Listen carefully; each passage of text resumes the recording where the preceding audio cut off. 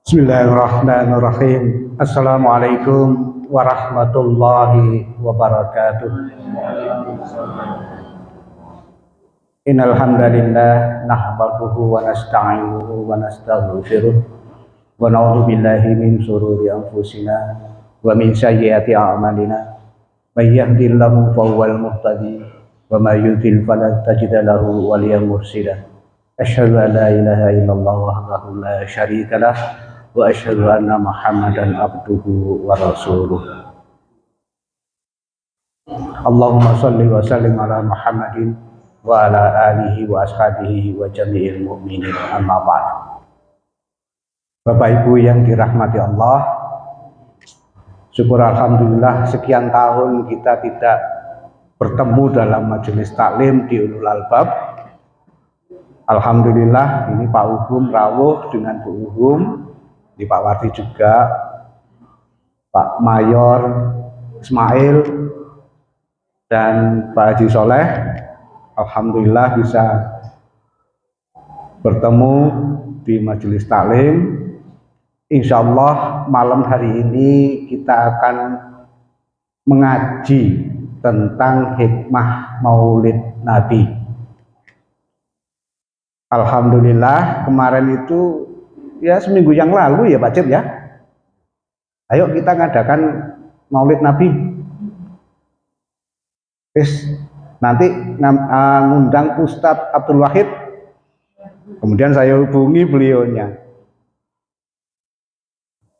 Saya panggil, Mas Ustadz Abdul Wahid, apa bisa mengisi pengajian Maulid Nabi di musola saya?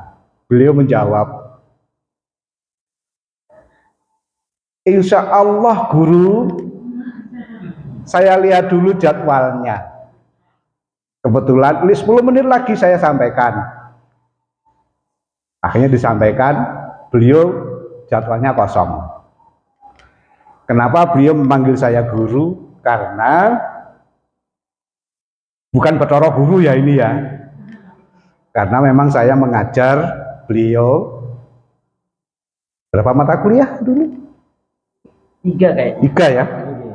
Ilmu alamiah dasar, statistika pendidikan, metodologi penelitian. Dan ketika saya mengajar ilmu alamiah dasar itu, pendekatan saya adalah dengan pendekatan Al-Quran. Pendekatan Al-Quran. Nah, ketika saya menyampaikan pendekatan-pendekatan Quran dalam memahami kosmologi alam semesta ini, beliau ini mahasiswa, saya nggak masih belum bisa melihat ini mahasiswa punya kelebihan atau tidak. Itu beliaunya langsung ketika saya minta pendapatnya itu langsung ininya keluar, karena ilmu pondoknya keluar. Saya tanya, Mas, sampai dulu mondok di mana? Di Sidogiri. Jadi saya perkenalkan, Ustadz Abdul Wahid ini 10 tahun mondok di Sidogiri Pasuruan ya. Sidogiri Pasuruan 10 tahun, kemudian 4 tahun, kemudian menyelesaikan S1 di Fakultas Agama Islam Universitas Muhammadiyah Malang. Kebetulan saya salah satu dari dosen beliau. Dan saya sangat apresiasi pada beliau karena ilmunya sudah mumpuni ketika menerima penjelasan-penjelasan perkuliahan itu. Termasuk mungkin dosen-dosen yang lain persaksiannya juga sama dengan saya. Kemudian saya kasih nilai A. Ya, itu. Wajib A. Wajib A. Karena saya respect itu apa ya? Respect pada apresiasi mahasiswa yang memang cerdas. Nah, beberapa waktu yang lalu saya dengar beliau aktif ngisi pengajian Ahad pagi di Masjid Ahmad Dahlan. Nah, dari situlah informasi dari Pak Maman, ya Pak Maman, saya minta nomornya. Kapan-kapan kita ngundang Ustadz Wahid untuk isi pengajian di musola. Nah, ini malam inilah kita bisa ketemu dengan Ustadz Wahid. Saya kurang lebihnya itu perkenalan, dan dia sekarang sudah punya anak tiga, alhamdulillah. Waktu ke rumah, dolan ke rumah itu masih satu. Masih baru nikah. Oh, istri satu ya? Iya. Masih istri satu ya? Iya. Belum istri dua ya? Belum berani. Mana istri dua tak cewer nanti. Jadi 2 kali ke rumah ketika habis lulus atau apa itu, terus kemudian sudah dengan istrinya, datang ke rumah dengan istrinya.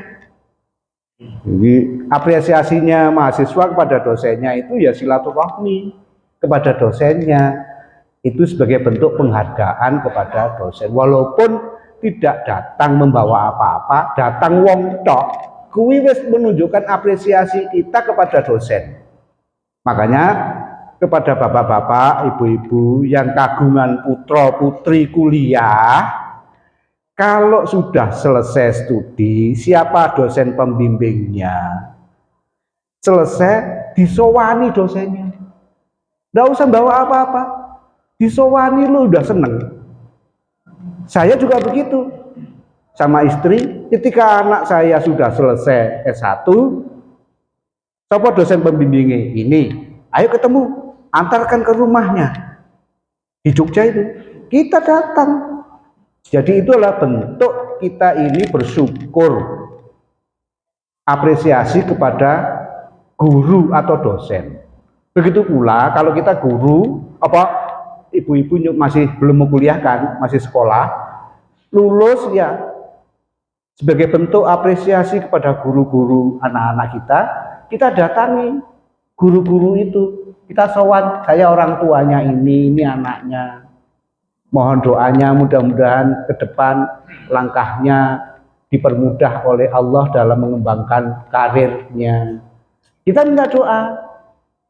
Dan itu ternyata hubungan kita dengan dosen-dosen yang mantan dosennya anak-anak, itu sampai sekarang bagus. Begitu pula ibunya ini guru. Kebetulan hubungannya juga baik dengan anak-anaknya, murid-murid itu. Nggak pernah nyatoni anak-anak siswa-siswa itu, sehingga orang tuanya respect kepada gurunya. Nah, rezekinya juga tidak disangka-sangka. Ini saya ceritakan sebagai bentuk tahadus bin nikmah. Tahadus bin nikmah itu apa? Menceritakan apa adanya. Menceritakan kenikmatan. Kenikmatan apa adanya. Kenikmatan apa adanya, nggak diada-adakan. Jadi sebagai bentuk syukur itu tahadus bin nikmah. Nah, anak saya yang pertama kuliah di London itu bingung golek kontrakan. Tiba-tiba ada informasi bahwa wali murid MIN itu ada yang di London. Nah, kemudian istri akhirnya menghubungi ibu ini sama suaminya. Saya sebut aja ini sebagai tahadus bin nikmah, bukan saya ingin ada siapa? Istri saya mana? Yang kakung namanya Pak Marsid. Nah, kemudian kalau kontrak rumah di sana itu harus ada penjamin. Untuk membayari penjamin itu 7,5 juta. Penjamin. Kalau nggak ada jaminan, nggak bisa kita dapat kontrakan. Akhirnya menghubungi ibu itu sama bapak itu, ditolong, sudah saya aja yang menjamin. Akhirnya dapat dicarikan kontrakan yang seharusnya 40 juta, 1 bulan dapat kontrakan 30 juta 1 bulan. Itu ya karena lantaran wali murid MIM. Jadi setiap kebaikan yang kita lakukan kepada siapapun pasti akan berimbas kebaikan, entah kapan datangnya. Jadi itu saya kepada mahasiswa juga begitu. Mas, sesuk arepe yudisium, sepatunya kok jebol. Ih, ku sepatu ya. Besoknya betul sepatunya udah ganti. Pak, ini kembaliannya, Pak. Lho ora usah, aku menehi sakmono kuwi ya kanggo kowe tuku sepatu. Sudah, kalau ada kembaliannya, PN. Tuku es. Ya bahasa kasarnya begitu. Jadi kita harus apa ya? Allah itu maha pemberi. Kita harus memiliki sifat-sifat dari sifat Allah yang suka memberi.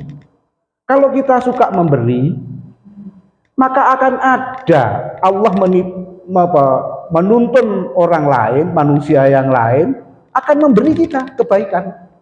Maka jangan berhentilah berbuat baik kepada siapapun.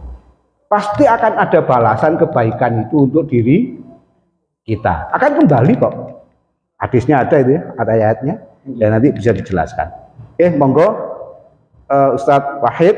Dalam hal ini saya manggil Ustadz Wahid karena saya menghormati beliau ini adalah orang yang berilmu. Karena saya lihat di YouTube-nya, di Facebook-nya, ceramah-ceramah. Saya, ya Allah, ternyata aku mengenal orang yang dulu pernah saya ajar, ternyata melampaui ilmunya dari saya. Dan saya apresiasi di YouTube-nya, di Facebook-nya, ceramah-ceramah itu. Luar biasa, karena memang orang pondok, 10 tahun di pondok. Jadi kalau kita ingin memperdalam keagamaan, ilmu agama, ya ngajinya pada orang-orang yang memang mumpuni dalam ilmunya. Saya kira itu, monggo Ustadz Wahid. Direkam aja, record aja.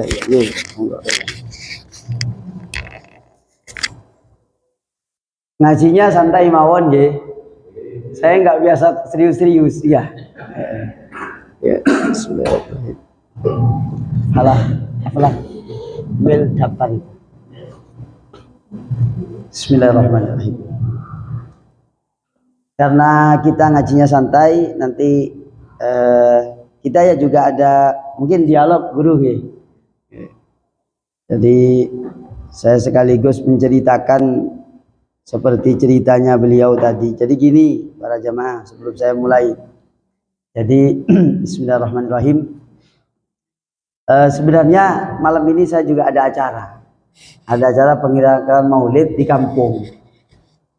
Terus tapi beliaunya menghubungi saya kurang lebih 3 mingguan sebelumnya, 2 mingguan lah. Dan saya memang belum lama sekali belum punya belum ditakdirkan untuk sowan ke beliau. Terus terang, saya punya kenangan yang indah bersama beliau. Bapak, menurut saya ilmunya profesor beliau itu. Kalau mikir itu loh ya. Jadi ada kenangan apa? Saya nulis tafsir, mengutip pikiran-pikirannya ulama tentang tafsir Quran itu gara-gara beliau.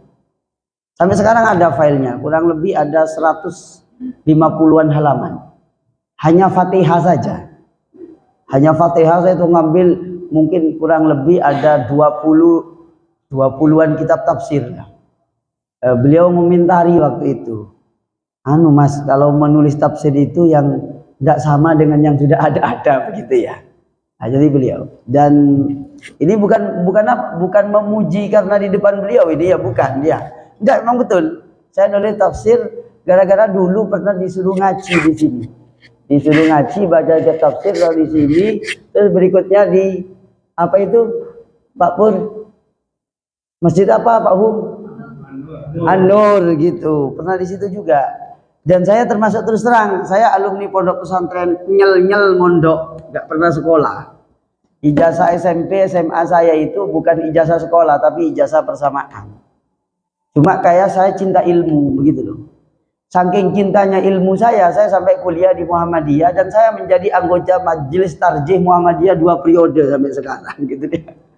Dan saya termasuk santri yang apa ya, nyeleneh gitu deh, nyimpang.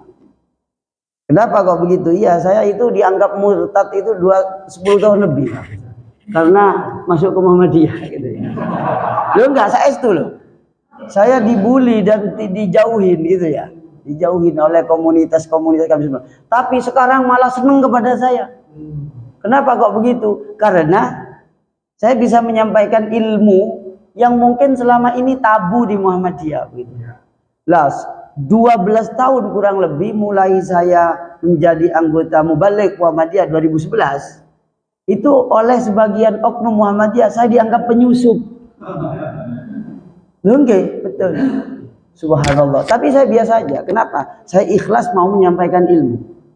Jangan sampai ada pertengkaran bahwa ilmu ini sebenarnya sudah ada sejak abad ke-1 Hijriah sampai gitu. Misalnya saya tadi menceritakan itu, ini ngobrol mawon ya, biar gak tegang ya. Iya. Misalnya saya tadi ngaji tentang ketarjihan di Masjid Hamkai. Saya bercerita, orang gak batal nyentuh perempuan dalam wudhu itu sebenarnya sudah ada sejak zamannya Ibnu Abbas. Karena menurut Ibnu Abbas itu awala mastumun nisa itu maksudnya bersetubuh gitu. Jadi bukan hal yang baru sebenarnya gitu loh. Jadi kalau Muhammadiyah itu bukan tidak bermadhab, tak terikat madhab, sehingga semuanya bisa dipakai. Loh itu keliru orang-orang di Muhammadiyah bahwa Muhammadiyah tidak bermadhab, keliru. Kenapa? Gak batal wudhu itu sudah ada sejak zaman Ibnu Abbas. Ya berarti kita ikut Ibnu Abbas. Lalu dirumuskan oleh Imam Abu Hanifah dan Imam Malik begitu. Kayak gitu. Nah akhirnya kalau saya harus menjelaskan itu sampai detail. Kalau nggak detail ini ilmunya separuh-separuh itu bahaya. Contohnya Pak Pur ini dulu ilmunya separuh-separuh gitu loh ya. Sering tersesat ya gitu loh ya. Untung ketemu saya gitu loh ya. Saya ini Muhammadiyah yang NU, NU yang Muhammadiyah, kira-kira begitu. Sehingga orang nyunjulukin saya itu Muhammad NU katanya. Loh enggak, saya sampai diberhentikan di 3 masjid di Malang kota ini. Nah ini tahadusan binikmah saja. Kenapa? Ya karena Amit Sewu. Karena di dalamnya ada saudara kita yang sebelah. Bukan sebelah yang NU, bukan. Yang sebelahnya lagi gitu loh. Nggih, paham ya? Iya, yang sebelahnya lagi. Waduh, kata saya. Tapi gak apa-apa lah, wong tujuan saya nggak nyari amplop kok. Enggak, mungkin untuk sebagian orang itu jadi masalah. Saya enggak. Amit Sewu, saya mau cerita tahadusan bin nikmah ya. Ini saya dapat nikmat kuliah di Muhammadiyah, dapat bertemu beliau.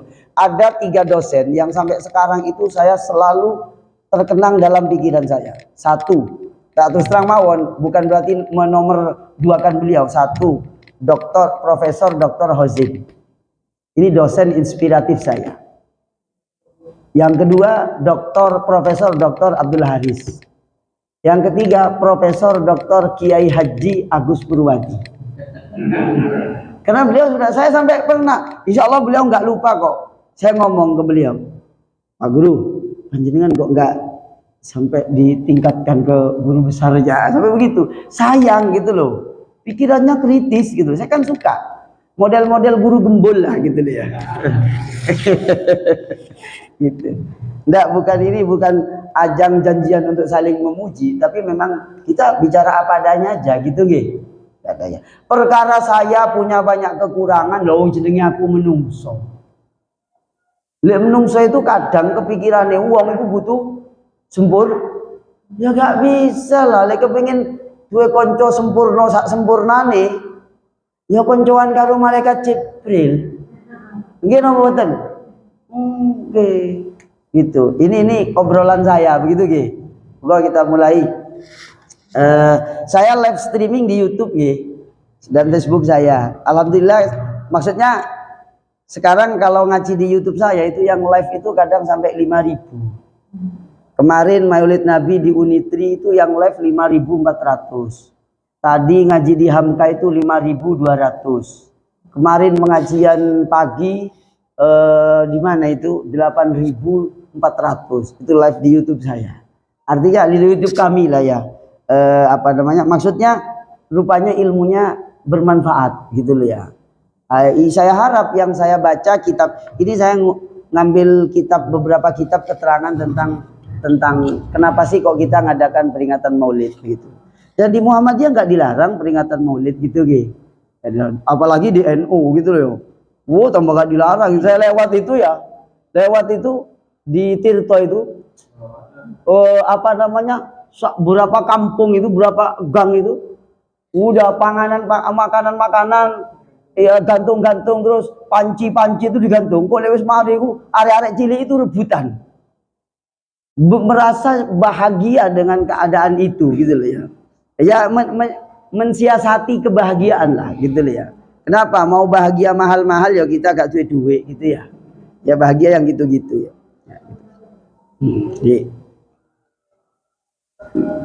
Nanti bisa di sharing ya, sharing bukan tanya jawab ya. Dicek pala di yang Facebooknya, karena Facebooknya kamera belakang.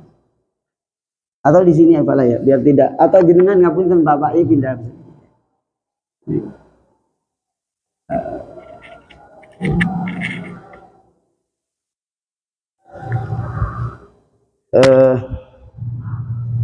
Bismillahirrahmanirrahim. Ajak sini Pak. Enggak apa-apa dah. Assalamualaikum warahmatullahi wabarakatuh. Bismillah, alhamdulillah, wassalatu wassalamu ala rasulillah Sayyidina Muhammad ibn Abdillah wa ala alihi wa sahbihi wa man tabi'ahudah. Salatan wa salaman ila yaumil qiyamah. A'udzu billahi minasyaitonir rajim. Bismillahirrahmanirrahim. Laqad kana lakum fi Rasulillahi uswatun hasanah liman kana yarjullaha wal yawmal akhir wa dzakarallaha katsiran. Amma ba'du.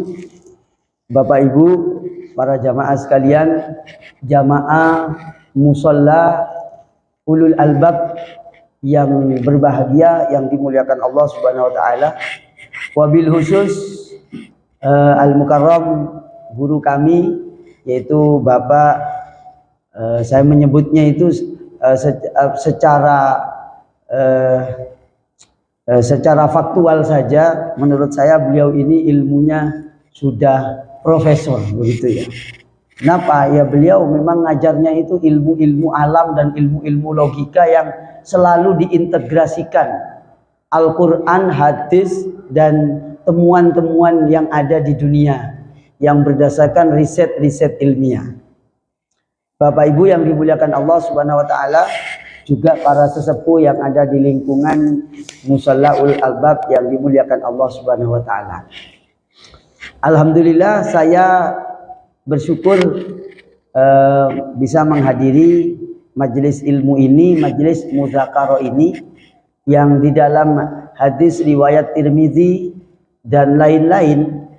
Saya mengumpulkan kurang lebih ada 7 kitab hadis, termasuk riwayatnya Imam Ahmad bin Hanbal, bahwa Rasulullah bersabda, "Idza marartum bi riyadil jannah farta'u." Katanya Nabi, apabila kalian itu lewat di jalan kok ketemu Riyadul Jannah, maka farta'u, ayo kalian merapat datang ke situ. Taman surga itu namanya begitu. Terus qultu wa ma Riyadul Jannah ya Rasulullah?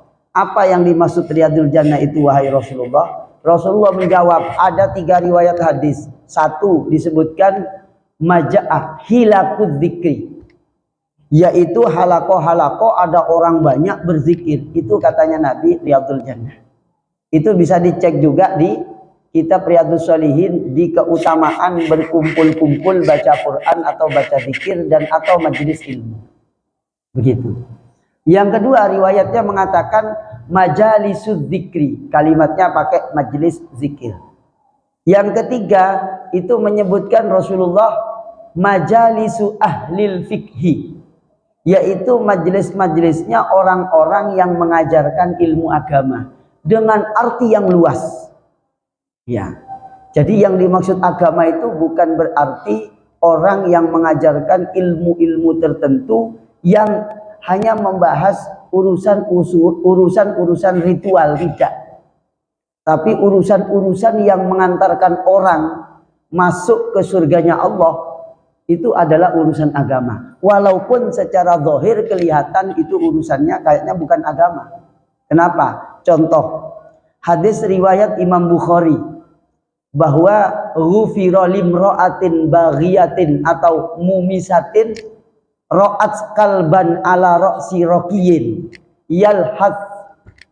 Jadi ada perempuan pelacur yang melihat anjing kehausan mau mati ada di ujungnya sumur, menjulurkan lidahnya, yalhad, melet-melet gitu. Pelacur ini langsung fanaza'at khuffaha, melepas sepatunya dan merobek kerudungnya untuk ngambil air, diminumkan. Akhirnya diampuni dosanya pelacur ini, karena pelacur ini setelah ini mati katanya Nabi. Pelacur ini mati katanya Nabi setelah mengambilkan air itu. Berarti kan kelihatannya, kelihatannya kan enggak apa ya, bahasanya itu kayak sepele gitu kan sepele banget. Itu diriwayatkan Imam Bukhari, Imam Ahmad di dalam sahihnya. Begitu. Maka orang berangkat ke surga, datang ke Riyadul Jannah, itu untuk belajar ilmu agama, bukan hanya belajar, Ustadz, khusyuk itu bagaimana Ustadz? Bukan hanya itu. Tapi bagaimana orang itu belajar ilmu yang betul-betul walaupun tidak 100% mewakili apa yang disampaikan oleh Nabi, baik secara verbal maupun non verbal, yaitu berupa perincian-perincian ajaran di dalam agama Islam, mungkin kemanusiaan, mungkin peduli tentang populasi binatang, mungkin peduli tentang lingkungan, peduli tentang macam-macam yang ada di dalam kehidupan ini. Begitu. Jadi majalisu ahlil fikih itu menurut pemahaman saya secara pribadi, pemahaman ulama-ulama secara umum, itu bukan hanya mengajarkan ilmu bab agama untuk ibadah, sholat 5 waktu, zakat, dan tidak. Tapi apa saja yang mencakup tentang ajarannya Allah, ajaran Nabi, ajaran ketuhanan yang berhubungan dengan ajarannya Islam ini, itu adalah majalisu ahlil fikih. Begitu. Dan yang keempat disebutkan majalisud dzikri wal ilmi, yaitu majelis zikir dan majelis ilmu. Itu adalah disebut Riyadul Jannah. Walaupun di depan tidak ada pengumuman ini Riyadul Jannah, ini tetap namanya Riyadul. Siapa yang nyampaikan? Rasulullah Shallallahu Alaihi Wasallam.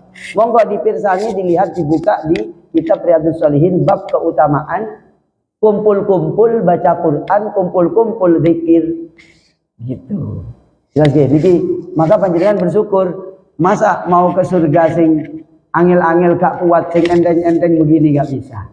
Ya mungkin saja, kenapa kok gak bisa Ustadz? Ya mungkin karena ilmunya belum nyampe, kan begitu. Maksudnya informasinya itu belum nyampe. Begitu. Maka Bapak Ibu yang dimuliakan Allah, kami berterima kasih kepada beliau, ini rekayasanya Allah untuk mempertemukan saya dengan beliau, karena ya beliau sibuk. Saya juga sekarang ngapunten, saya berdebat dengan Pak Pur itu mulai tadi siang. Masalah saya diundang pengajian, beliau ngotot undang saya itu. Saya sudah mau minta mundur, Pak Pur, ngapunten, jadwal saya yang tanggal 21 itu keliru. Kenapa kok keliru? Saya kira ini malam Sabtu, malam 21 gitu. Terus kok ternyata hari Sabtu. Waduh, hari Sabtu. Saya sudah punya jadwal rutin diliburkan 2 kali. Yang satu saya ngisi acara di Jambi, yang satu saya umroh umroh tentunya ya ke Saudi umroh ya. Nggak mungkin ke Jember kan gitu ya. Atau ke Probolinggo gitu. Saya nggak enak kan, masa saya harus mengorbankan orang yang sudah lebih dulu dan sudah lebih awal gitu kan, nggak boleh. Udah saya minta kebijaksanaan Pak Pur ngotot malah ngirim banner ke saya, Ustadz ini yang sudah disepakati. Ya ini ngotot orang ini, kata saya. Ya udahlah, saya ngalah Pak Pur, kata saya. Tolong pahami saya, masjid jamaah yang mau didatangi ini ini sudah libur 2 bulan. Kalau ditabrak Pak Pur libur 3 bulan kata saya. Bukan persoalan apanya, atine wong ngundang itu kudu diperhatikno. Kenapa? Maaf, hadis sahih riwayat Imam Ahmad bin Hanbal. Hadis sahih riwayat Imam Ahmad bin Hanbal di dalam kitab Musnad. Ini sahih, ditahqiq oleh Syekh Su'aib Al-Arnaud. Saya lebih cocok kepada Syekh Su'aib Al-Arnaud mentahqiq hadis daripada selainnya. Ya, atau Syekh Abdullah bin Siddiq Al-Ghumari. Kenapa? Jujur. Kejujurannya itu kelihatan. Gitu. Kalau yang lainnya kadang saya masih mempertanyakan kenapa? Saya mencoba selainnya Syekh Su'aib Al-Arnaud dan Syekh Abdullah bin Siddiq Al-Ghumari, itu saya cek beberapa, itu tidak banyak inkonsistensi. Jadi Nabi itu katanya diriwayatkan di kitab Musnad Imam Ahmad itu da'a Yahudiyun. Nabi itu ngundang, orang Yahudi itu ngundang Nabi untuk apa? Untuk makan bobor dari syair. Apa yang dilakukan? Fa'ajabahu. Nabi itu datang. Belum. Bahkan Nabi itu mewajibkan orang yang diundang itu kudu datang. Wajib. Contoh undangan walimah. 2, undangan makan-makan syukuran, atau undangan yang lain yang di dalamnya tidak ada kemaksiatan, itu wajib datang. Ternyata saya ngamati itu, subhanallah, orang itu kalau ngundang, kok ternyata yang diundang nggak datang. Amit sewu, kalau panjenengan ngundang mantenan, yang diundang itu 40 orang, ternyata yang datang itu 5 orang. Ya apa perasaan di sampean? Kecewa apa boten? Kecewa. Maka tempo hari itu viral 2 tahun yang lalu di YouTube itu ada di detik.com itu video viral itu. Jadi mungkin apa karena yang ngundang itu wong medit begitu atau apa ndak tahu ya. Wah dong siap macam-macam kalau sing teko. Sing teko mek duwite. Itu gelo. Maka Nabi ini sampai mewajibkan. Lalu di kitab-kitab fikih itu ijabatul walimah wajibatun. Mendatangi walimah itu wajib. Ternyata setelah saya amati hikmahnya dari hadis Nabi untuk mendatangi walimah wajib itu dengan catatan di dalamnya nggak ada dangdutan, nggak ada horek-horek itu ya. Itu wajib datang. Kenapa? Saya ngamati ya Allah iya ya. Nek undang gak teko iki awak dhewe lak gelo. Wis nyiapno endase wedhus, endase sapi. Wis dicepakno ternyata sing gak teko itu gelo. Maka ajaran sosialnya Kanjeng Nabi itu, tapi bukan sosialis loh ya. Bukan Marxis dan Lenin ya. Ajaran sosialnya Nabi itu sangat-sangat saya membaca itu subhanallah. Dan itu akan ketemu kalau kita ngaji kitab. Kalau kita ngaji kitab. Kalau ngaji YouTube toh, bisa di framing itu, bisa gak karu-karuan. Maka kemana-mana saya ngaji kitab. Terus terang, kesini nih loh, saya nyempat mau ngedit kitab-kitab. Mungkin saya ngambil 18 kitab yang saya ambil untuk ngaji bareng malam ini. Maka panjenengan sing sabar nggih. Mungkin saya nanti bisa agak malam, boten apa nggih? Nah, kalau ini kan santai toh nggih. Engko misalnya rotok kesel ya mulai dhisik cukup bantal gak apa-apa gitu ya. Lah ngaji kan gak harus formal-formal banget toh. Saya di mana-mana tidak pernah ngaji formal sampai serius-serius. Bahkan tadi mau berangkat saya, "Ma, aku pakai surban apa ora?" Gak usah gitu loh ya. Saya kemana-mana nggak ngaji gak bawa surban.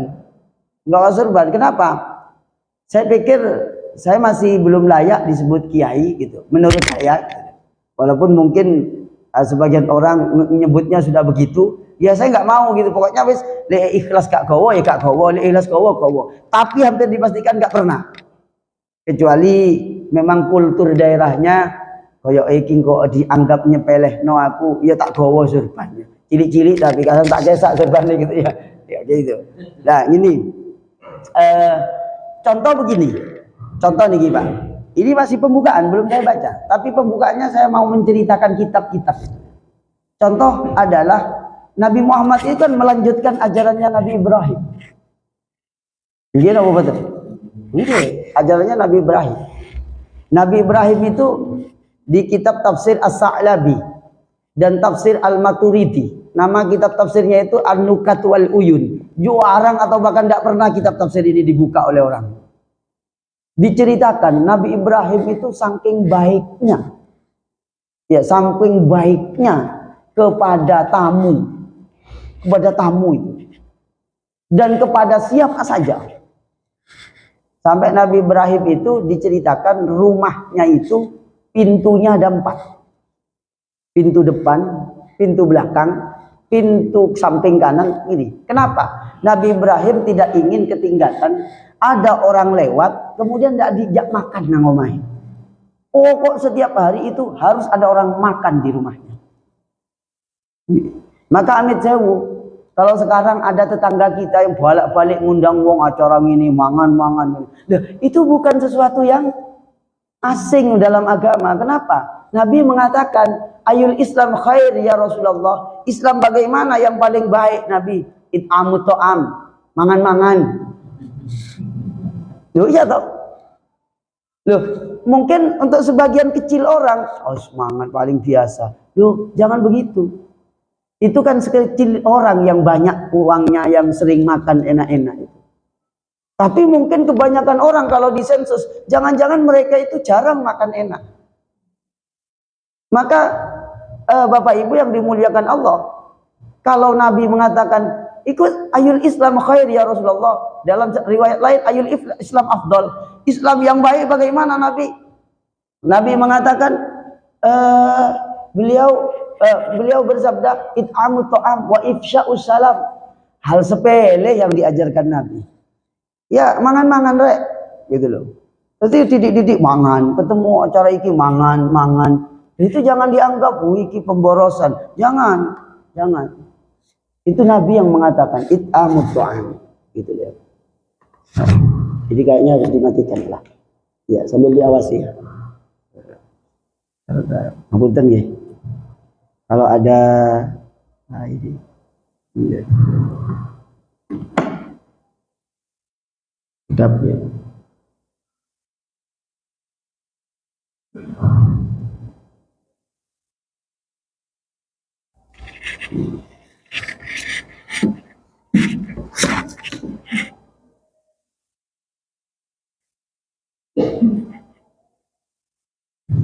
Bismillahirrahmanirrahim. Kita lanjut. Nabiullah Ibrahim alaihissalam di kitab Risalah Al-Qusyairiyah itu dikisahkan bahwa Nabiullah Ibrahim alaihissalam ini masalah ajarannya Nabi. Nabi. Kalau Nabi tadi diundang oleh orang Yahudi, tentu Yahudi yang damai lah.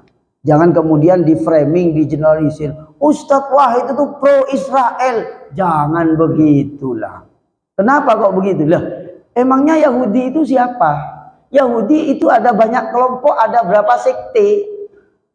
Bahkan kalau kita melihat beberapa literatur, ya jangan dikebiau ya semuanya itu jelek, enggak deh. Kayak gitu. Jadi yang dimaksud ini adalah Nabi itu diundang oleh orang Yahudi dan kemudian Nabi mengiyakan datang ke rumahnya makan gandum syair dan makan ini paha kambing yang dipanaskan, kira-kira sate begitulah. Sekarangnya atau di sininya. Terus Nabiullah Ibrahim alaihissalam di kitab Risalah Al-Qusyairiyah itu dikisahkan ada orang Majusi bertamu ke Nabi Ibrahim. Karena Nabi Ibrahim itu di rumahnya harus tiap hari ada orang makan. Maka beliau dikisahkan di Al-Quran, hal ataka hadisu dhaifi Ibrahim. Apakah sudah datang kepadamu tamunya Ibrahim? Karena Nabi Ibrahim itu disebut dengan julukan namanya Abu Dhaifan, bapaknya tamu. Pokoknya nggak kepengen di rumahnya kosong dari tamu. Diajak makan. Bahkan di situ di tafsir ini diterangkan, di tafsir As-Sa'labi dan di tafsir An-Nukat wal Uyun itu ya. Itu diterangkan Nabi Ibrahim itu kalau pagi gak ada orang yang makan ke rumahnya, beliau berjalan kaki sampai kurang lebih kalau nggak salah 18 mil kurang lebih. Saya ngukur itu sampai sejauh sini ke Kecamatan Karangploso, ke kantor kecamatan, nyari orang untuk makan. Maka sampai beliau diberi gelar Khalilullah. Jadi yang mendapatkan gelar Khalil itu Nabiullah Ibrahim. Terus suatu ketika diuji oleh Allah. Diuji apa? Diuji Nabi Ibrahim kedatangan tamu orang Majusi. Yang Majusi ini datang ke Nabi Ibrahim, terus Nabi Ibrahim mengatakan begini kepada orang Majusi ini. Idastalamta fa'adaftuka. Kalau kamu itu mau menerima Islam, kamu saya jamu untuk makan-makan di rumah saya. Gitu deh. Terus orang Yahudi ini ngomong begini, orang Majusi ini ngomong begini. Ya Ibrahim, maza laka, maza alaika. Apa ruginya kamu andaikan saya ini tetap tidak mau ikut agamanya kamu, yaitu agama tauhid. Terus Nabi Ibrahim diem, tamu ini ucul, tamunya ini pulang, gak ketemu, hilang gak ketemu, tiba-tiba keluar. Terus Allah fa'auhallahu ila Nabi Ibrahim, Allah itu berwahyu kepada Nabi Ibrahim. Ya Ibrahim, madza alaika law adaftuka lailatan wa qad at'amtuhu mundu sab'ina sanatan wa huwa ala kufrihi. Ibrahim, sampean opo sih rugine ngekeimangan sewengi nang wong iku, wong Majusi itu. Saya itu ngasih makan dia Ibrahim 70 tahun tanpa harus mengubah agamanya. Nabi Ibrahim nangis, lari dikejar. Kenapa? Tamu yang tadi lupa nggak nulis nomor WA di buku tamu itu ya. Ya Allah. Ya walaupun santai-santai begini nih, insya Allah saya cerita yang ilmu-ilmu lah. Jangan sampai kita ngikuti agama Nabi Muhammad, tapi perilaku kita gak koyok Nabi. Paling walaupun gak 100% lah. Kalau kita gak mungkin 100% koyok Nabi Muhammad, gak mungkin belas. Saya aja itu malu ceramah kayak begini nih. Kenapa? Jangan-jangan Ustadz Wahid ini belum sepenuhnya 50% aja belum ngelakoni omongan nih. Kan bahaya juga sebenarnya. Iya enggak? Bahaya. Malu lah sebenarnya. Lebih-lebih saya ngomong di hadapannya guru saya. Saya terus terang, amit sewu, saya ini ada yang lupa tadi saya sampaikan. Terus terang, saya itu kalau namanya guru itu sampai mati saya guru ini. Dan saya harus memegang teguh saya sebagai santri. Namanya santri itu ketemu kepada guru, itu harus berbeda dengan ketemu dengan yang lainnya guru. Amit sewu, ini ajarannya Nabi. Abdullah bin Abbas kepada Zaid, kepada Zaid bin Sabit yang ahli faraid itu. Ya. Itu kalau ketemu itu dicium tangannya. Kenapa kamu kok ngelakoni begini? Engkau itu guru saya yang ngajarin ilmu kepada saya. Abdullah bin Abbas kalau mau naik unta itu tempat pelak kakinya itu oleh Zaid bin Sabit dipegangkan. Saking begitunya penghormatannya. Kenapa? Kamu kok sampai begini sih? Iya, Rasulullah mengajarkan saya untuk memuliakan orang yang lebih sepuh. Engkau itu lebih sepuh dari saya. Engkau keluarganya Nabi. Begitu. Coba, kalau kita ngaji kitab Ihya itu akan ketemu bab itu. Kalau gak puas dengan kitab Ihya, ya buka syarahnya. Ithafus Sadatil Muttaqin, 14 juz. Itu sudah ditahqiq hadis-hadis dan ceritanya. Keren banget. Saya sebegini ya. Terus Imam Malik radhiyallahu anhu, imam ahli Madinah, termasuk dari gurunya Imam Bukhari. Imam Malik itu 171 Hijriah apa 151 Imam Malik Hijriah wafatnya. Itu beliau kalau ke Madinah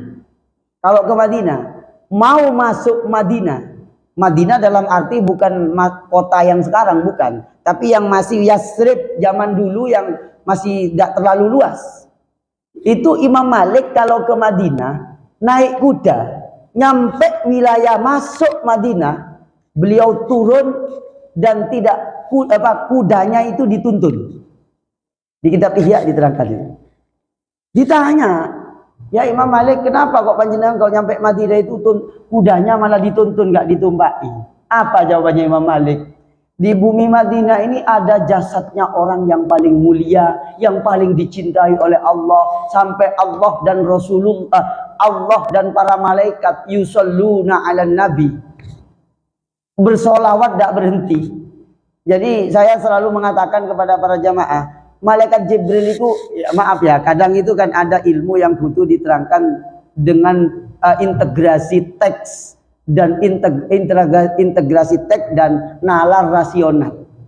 Misalnya gini, kita ini sudah terlalu banyak mendapatkan ilmu yang itu butuh penjelasan lanjutan. Contohnya apa? Kalau belajar di MI, di SD yang agama Islam, ada agama, tugasnya malaikat Jibril adalah apa tadi? Kira-kira tugasnya malaikat Jibril apa? Menyampaikan wahyu. Nah, maaf, kalau panjenengan saya tanya, sekarang Quran sudah selesai, wahyunya sudah 30 juz. Nah sekarang ditakoni, malaikat Jibril saya kira apa? Lah itu kalau nggak banyak ilmu gimana? Kalau nggak ngaji, ya sudah surat Al-Ahzab itu, innallaha wa malaikatahu yusalluna 'alan nabi ya ayyuhalladzina amanu sallu 'alaihi wa sallimu taslima.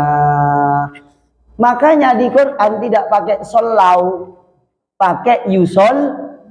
Innallaha sa'tuhni Allah wa malaikatahu lan sak kabehane malaikate Allah. Malaikatu itu jamak,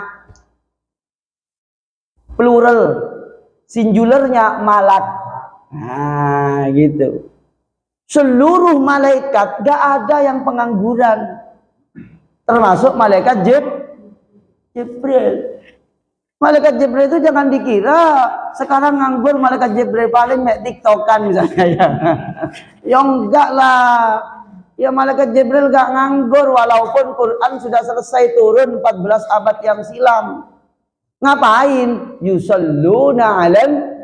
Maka pakai kalimat, maaf, pakai kata kerja namanya fi'il mudhari. Fi'il mudhari itu zamannya zaman hal dan istiqbal. Hal itu artinya sekarang dan terus berlanjut akan datang. Kalau bahasa Inggrisnya mungkin Pak Guru ya, simple present continuous. Gitu. Simple present continuous. Sehingga malaikat Israfil sekarang nggak nganggur. Ya. Malaikat Israfil adalah peniup trompet. Lagi tak turun kiamat, apa saiki ngecet trompet gitu ya. Nggih boten. Ya malaikat saiki ya kuwabeh bersolawat untuk Kanjeng Nabi. Dan saya sebenarnya maaf, pantangan ngaji bab solawat kalau tidak sampai ngaji minimal 8 jam. Kenapa? Banyak yang salah paham tentang solawat. Dari kanan kiri, kelompok sebelahnya lagi, termasuk kita mungkin. Lalu, maka Imam Malik itu kalau ke Madinah kudanya dituntun. Kenapa? Saya ini kok suul adab naik kuda di dekat di Madinah, yang di Madinah ini ada jasad Nabi yang Allah agungkan, sampai keagungannya itu membuat orang tak sanggup membahasakan keagungan Nabi. Sehingga kemudian lahir bacaan-bacaan majas itu. Dan itu bukan suatu yang baru. Sudah sejak zaman sahabat, bahkan Rasulullah masih gesang, masih sehat walafiat. Kalimat-kalimat majas diungkapkan di hadapan Nabi itu. Kayak gitu. Nah ini cerita-cerita pengantar bahwasanya maaf, ngapunten ya, saya bukan lebay Kang ngaji ngomong kalau nggak 8 jam. Ya barangkali bisa saya ringkas 1,5 jam. Kenapa? Pasalnya banyak. Pasalnya banyak sekali. Bayangkan kalau kita ngaji maulid berarti harus ngaji cerita zaman sejak Nabi sebelum lahir sampai lahir,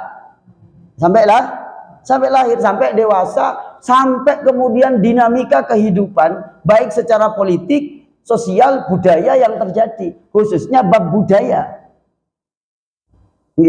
Misal orang nggak tahu kalau misalnya nih di hadis di Sahih Bukhari itu diceritakan hadis insyadus syi'ri fil masjid, membaca syair-syair di masjid.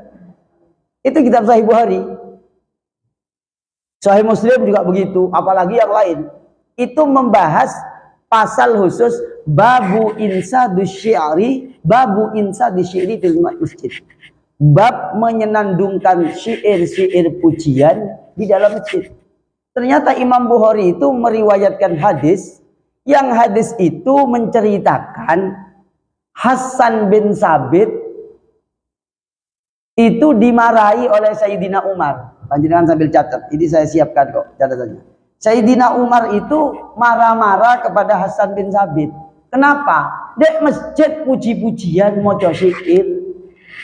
Fantaharahu Umar. Umar bentak-bentak. Weh, sama dek masjid kok. Gitu. Akhirnya Hasan bin Sabit itu noleh kepada Abu Hurairah.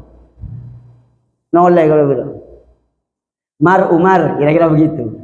Saya ini membaca begini-begini ini bukan hanya di depannya panjenengan, tapi fi amamaman khairun minkah.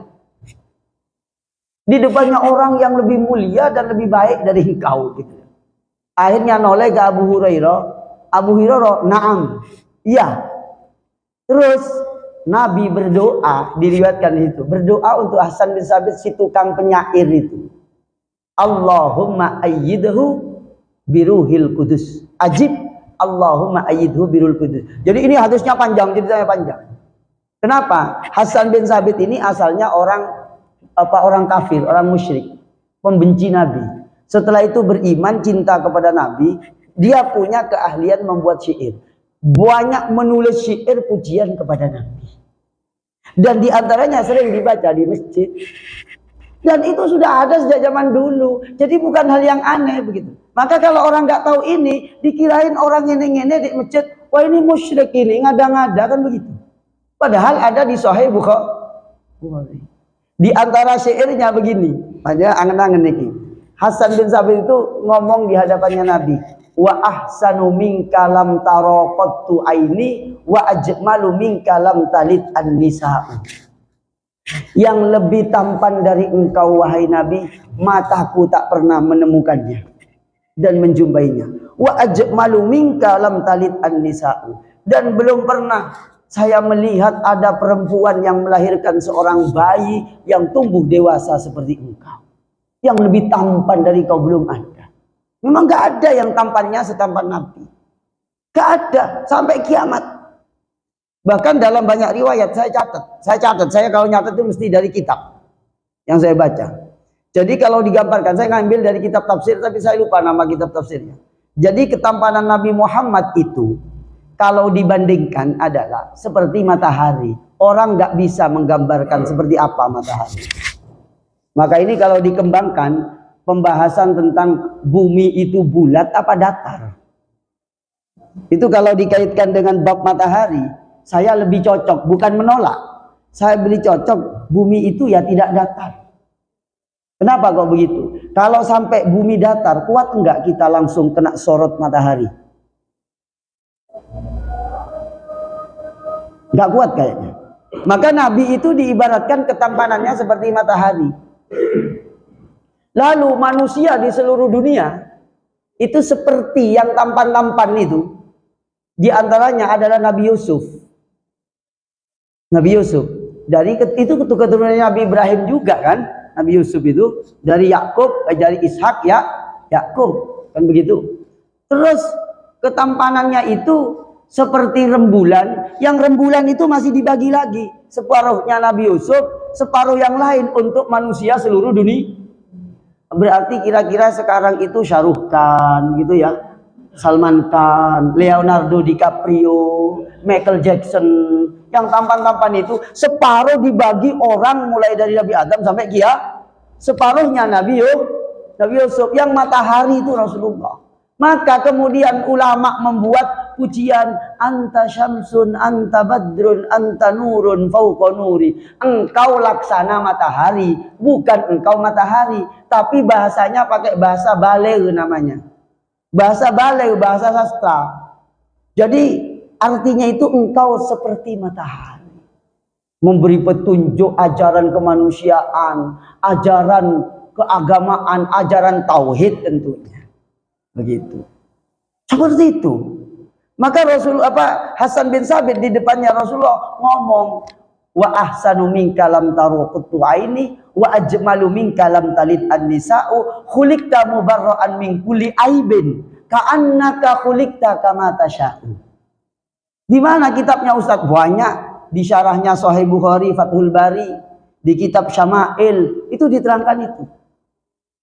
Sehingga katanya Hasan bin Sabit, khuliqta mubarra'an min kulli aibin. Rasulullah, engkau ini dicipta kok seperti tidak punya aib sama sekali. Memang enggak punya aib.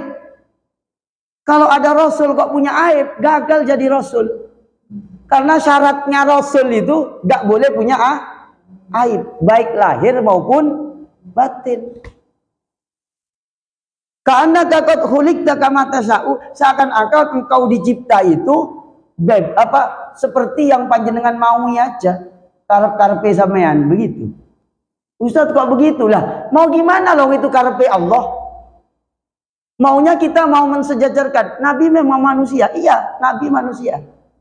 Rasulullah itu basyarun laisa kal basyar, manusia tapi gak seperti umumnya Kenapa? Beliau dapat wahyu. Terus apa lagi? Beliau itu orang yang maksum, tidak mungkin berbuat sesuatu yang tercela sedikit pun tidak bisa, tidak boleh.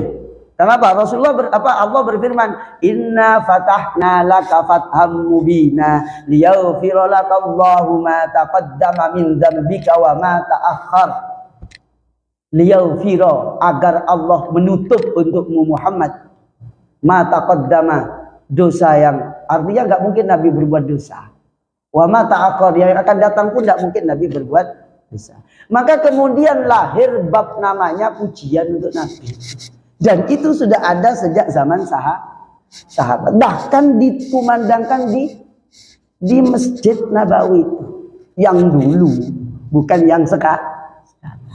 Maka kemudian Amit Sewu, di dunia terjadi pertengkaran pemikiran yang tak henti-henti antara yang ingin melestarikan apa yang ada di zaman Nabi dengan yang akan memutus budaya yang ada sebenarnya sejak zaman. Saya nggak perlu menyebut label dan namanya, takut ada yang tersinggung karena saya ngaji live gitu. Loh iya, mau buktikan iya, itu bisa kalang kabut itu kalau kita tidak tahu kemudian langsung menjudge ini nggak ada. Gitu loh.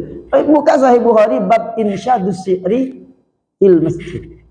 Mengembangkan syair-syair pujian di masjid. Begitu. Maka saya tadi mengatakan kan tidak cukup untuk menjelaskan bab ini yang begitu panjang itu.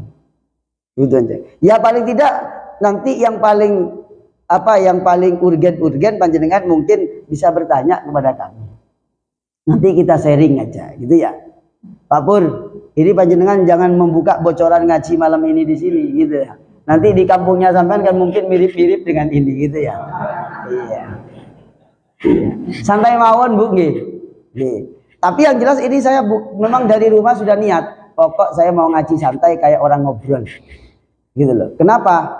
Karena saya di satu sisi gimana saya mau menggurui guru saya gitu loh ya.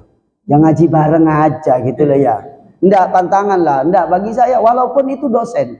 Mungkin untuk sebagian orang itu dosen saya kok mantan, bagi saya enggak ada mantan. Sampai mati pun saya pernah diajarin beliau, kira-kira begitu. Ya udahlah begitu, itu cara saya. Perkara orang punya cara yang berbeda, ya beda. Ini ajaran kiai saya. Kiai saya mengajarkan jangan sampai su'ul adab kepada guru.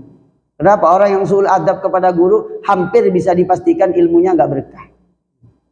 Kalau sudah nggak berkah ya sudah, sembarangannya nggak berkah. Ya mungkin di antara berkahnya kami sangat takzim kepada guru kami, siapa yang ngajari kami. Ya maaf, saya bersyukur kepada Allah. Kenapa? Yang saya aku gak sekolah gitu loh ya. Aku gak sekolah. Sekolah aku ya terakhir SD, SMP, SMA aku melu persamaan. Itu pun persamaannya waktu aliyah, ujiannya saya ngulang satu mata pelajaran itu ya, untuk bisa lulus itu. Gitu. Kemudian kuliah ya alhamdulillah. Ngapunten bagus, saya sudah dikaruniai 3 anak. Kemudian alhamdulillah sudah punya rumah 2. Sudah daftar haji sekeluarga. Sudah umroh 3 kali. Ya, bersyukurlah kepada 2 kali, akan ketiga Oktober ini. Bersyukur kepada Allah. Ya, artinya secara akal mungkin saya nggak bisa. Wong aku, maaf, jurusan kuliah saya kan jurusan mutin. Ya, jurusan agama Islam, jurusan mutin, ngurusi wong mati gitu ya. Ya, di kampungku mimpin tahlilan kan begitu ya. Nah, iya, gak prospek lah jurusan saya itu ya. Tapi alhamdulillah daftar haji sudah sekeluarga. Kemudian umroh sudah 2 kali, akan 3 kali.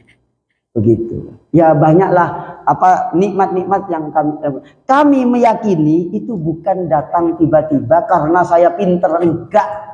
Akeh wong pinter, tapi pinter lek wis gak barokah, gak payu.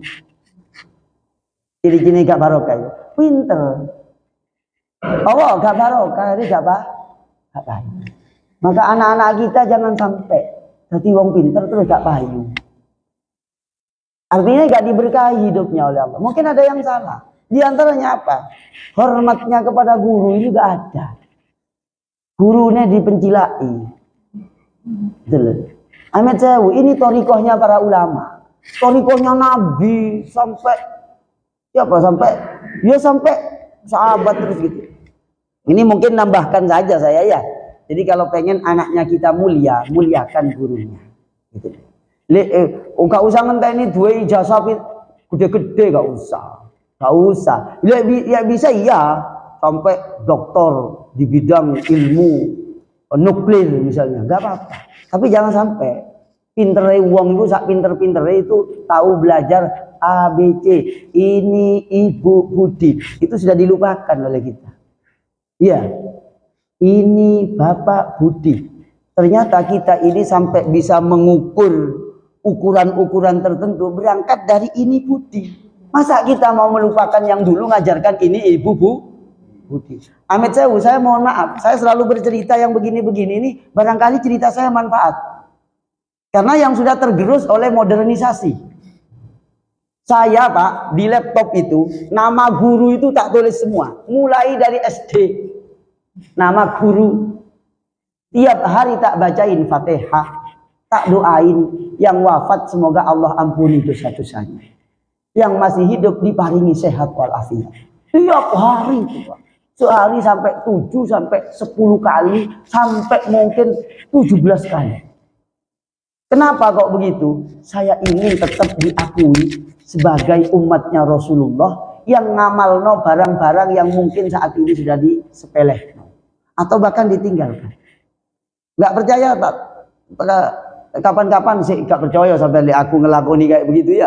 Tak tulis nama guru mulai SD. SD, SMP, karena nggak sekolah SMP ya, SD, guru ngaji, itu nama-namanya lengkap. Sampai nama-nama pengarang kitab tak tulis. Yang pernah saya baca, saya ngaji di pondok tak tulis semua. Kenapa? Loh aku iso ngene kira-kira kan nggak ujuk-ujuk. Gitu lagi. Jadi mohon maaf kalau ada cerita-cerita yang sifatnya Ustaz ini kok curhat gitu ya. Bukan, ini insya Allah barangkali manfaat gitu guys. Terus sampai di mana tadi? Pak Pur sampai di mana? Sampai kamu perhatikan saya, Pak Bung. Ya. Jadi Rasulullah Shallallahu Alaihi Wasallam kalau berbicara tentang sosoknya beliau, nggak habis kertas itu. Maka kemudian muncul yang namanya buku-buku pujian. Itu bukan baru, sudah sejak lama. Sahabat itu ada kurang lebih yang berhasil direkam syair-syair pemujian kepada Nabi. Hasan bin Sabit, Abdullah bin Rawaha, Abbas bin Abdul Muttalib dan lain-lain. Saya punya kitabnya, namanya kitab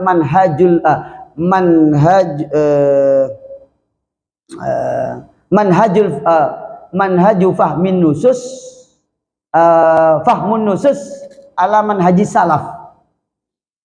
Jadi memahami teks-teks agama menurut cara ulama salaf. Di situ dikutip beberapa syair-syair pujian yang berhubungan dengan keagungan Rasulullah Shallallahu Alaihi Wasallam. Maka saya senang sih kalau panjenengan mau mendengarkan masalah ini. Takutnya selama ini gak mendengar, akhirnya salah paham. Lah, salah paham itu lebih berbahaya daripada orang yang bodoh sama sekali. Iya. Karena salah paham itu berangkat dari berangkat dari sikap merasa tahu, tapi sebelumnya belum, tapi sebenarnya enggak tahu. Ini saya ngambil cara berpikirnya guru gembul. Kira-kira begitu ya. Guru gembul tak terlalu kok pinter wong iki gitu ya. Ini guru honorer. Saya sampai berpikir orang ini harus mendapatkan gelar profesor honoris causa. Kenapa? Ada tuh. Dan ikhlas ngomong itu. Kan kelihatan orang ngomong ikhlas kalau nggak ikhlas. Tapi itu subjektivitas saya. Perkara panjenengan nggak sepakat juga masalah, bebas-bebas saja. Itu bukan perkara fardu ain kan begitu ya. Itu penilaian. Nah, Bapak Ibu yang dimuliakan Allah, saya kira 45 menit ini saya cukup bercerita tentang pembukaan saya. Ini jangan mau buka saya kitabnya ya. Jadi itu pembukaan gitu ya. Yang pertama, kenapa kok sejak kapan Maulid Nabi itu ada? Ya sejak Nabi lahir. Cuma saya perlu menyampaikan, Maulid itu artinya bisa tempat.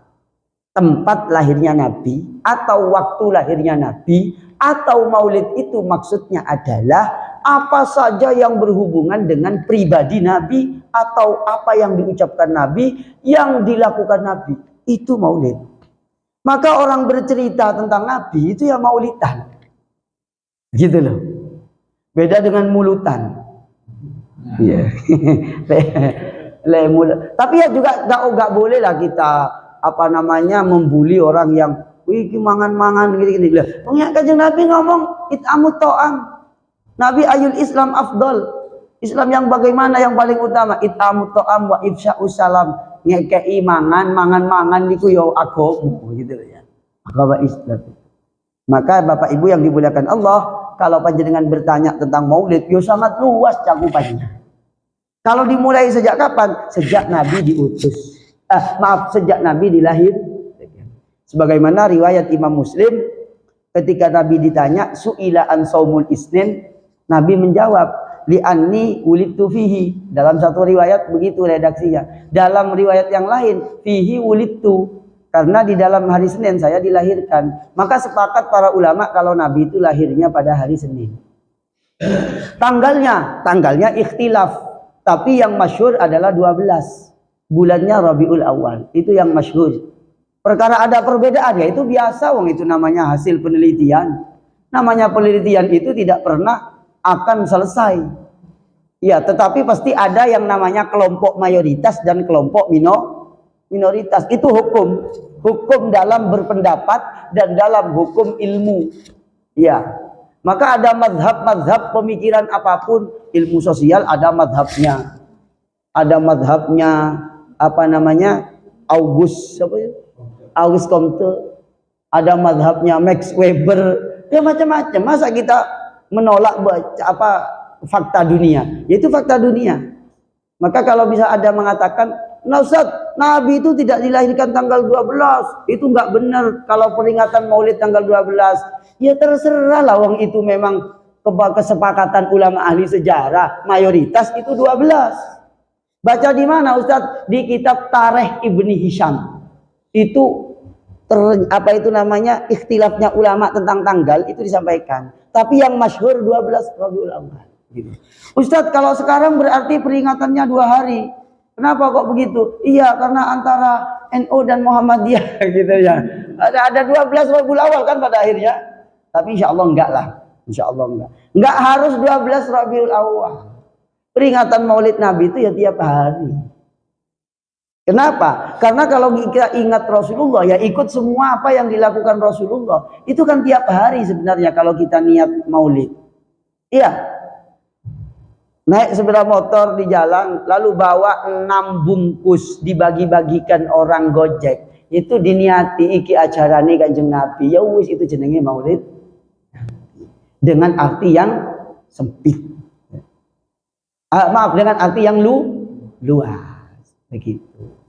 Ya termasuk sekarang ini. Bahkan sekarang ini maulidnya namanya Maulid Riyadul Jannah. Kenapa? Lihat tadi sampaikan oleh Nabi. Kumpul-kumpul, lunggu-lunggu, ngobrol tentang agama. Itu namanya Riyadul Jannah. Taman surga. Begitu. Terus Bapak Ibu yang dimuliakan Allah Subhanahu Wa Taala. Yang berikutnya, ini kalau diterangkan memang agak panjang. Saya singkat-singkat mawon nggih, yang pokok-pokok. Jadi apakah memang dianjurkan Ustadz kumpul-kumpul mengadakan maulid? Iya, dianjurkan. Bahkan diperintahkan, hadis riwayat Imam Bukhari dan Muslim, bahwa kita dianjurkan untuk sering kumpul-kumpul bareng untuk menyampaikan hal yang positif dan baik. Saya ingin tahu kapan panjenengan akan dapat kesempatan menerima penjelasan seperti yang saya ceritakan kalau nggak pas ngumpul. Tidak didesain dalam suatu acara. Mungkin nggak? Mungkin. Bahkan kalau sekarang keunggulannya mungkin bisa dialog, bisa sharing. Tapi kalau panjenengan hanya di YouTube, panjenengan nggak bisa dialog. Boleh jadi yang benar yang panjenengan tonton. Kalau yang nggak benar, akhirnya apa? Bisa salah paham. Gitu. Hadisnya riwayat Imam Bukhari yang bercerita tentang bahwa kalau ada orang kumpul-kumpul berzikir atau majelis ilmu, Allah menurunkan rahmat melalui malaikatnya. Kan tidak perlu, itu di Riyadhus Shalihin. Maka saya mengatakan beberapa tempat dan waktu, pokoknya di setiap tempat itu ngaji Riyadhus Shalihin diselesaikan setiap 1 bulan sekali. 1 bulan itu selesai Riyadhus Shalihin. Ulang lagi. Biar pasal yang dibacakan itu selesai, orang itu paham. Itu Imam Nawawi ahli hadis. Al-Imam An-Nawawi Asy-Syafi'i. Beliau punya karya Muhadzab, Al-Majmu' Syarah Muhadzab dan mensyarahi Sahih Muslim. Dan orang kalau selesai baca Riyadhus Shalihin dengan benar, dengan syarah yang benar, insya Allah jadi orang yang mulia di dunia dan akhirat. Itu hadis hampir semuanya sahih, tidak ada yang dhaif. Tidak ada Shalihin. Nah, Bapak Ibu, kita lanjut.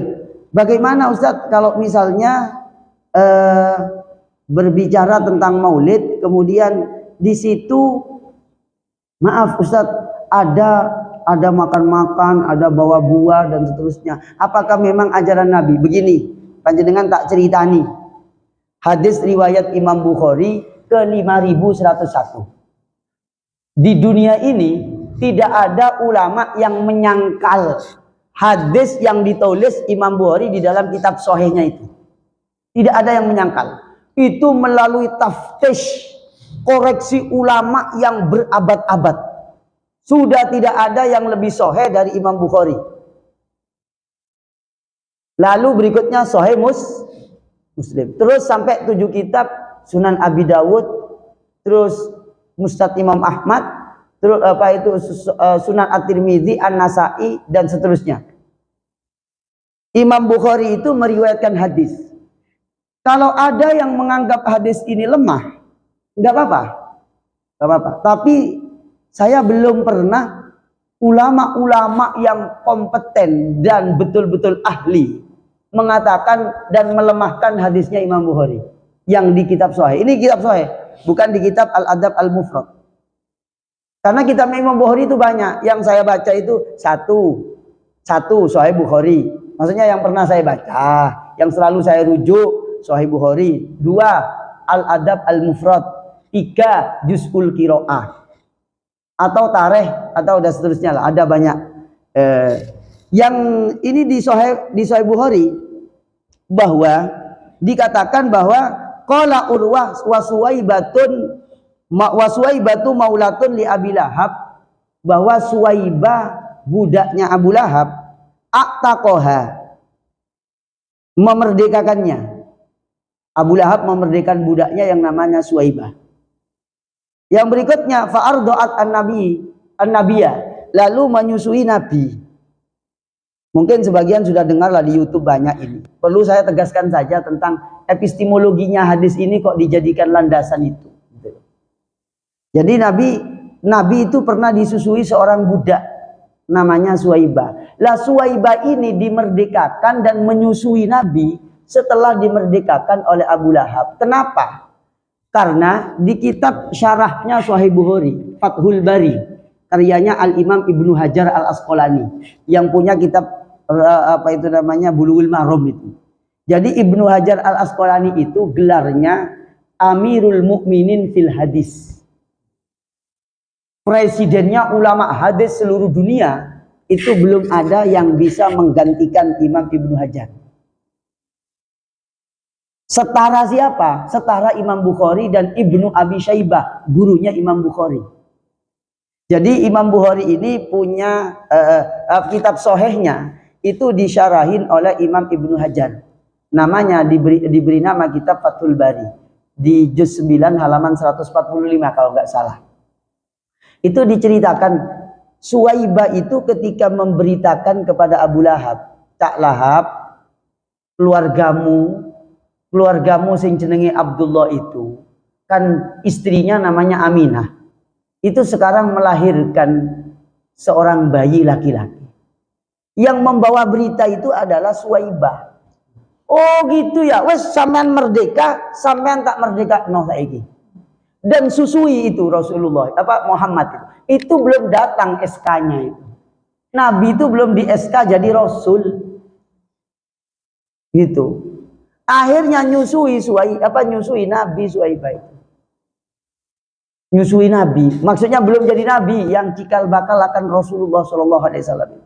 Nah, Abu Lahab ketika setelah mati beberapa bulan, itu dimimpikan oleh Al-Abbas.